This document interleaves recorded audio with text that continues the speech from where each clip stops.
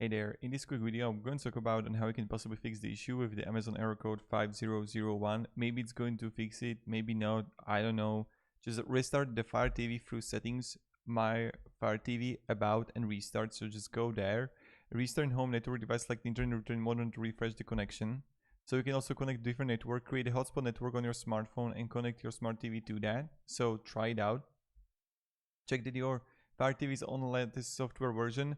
To check the updates, go to settings and then My Fire TV or device software, and make sure that the HDMI cable and display is compatible with the like HDCP. So these are the things that you can try to do. Maybe it's going to fix you, maybe you can say this was completely useless, but I believe in you that you can, like, just based on this text, know what you have to do.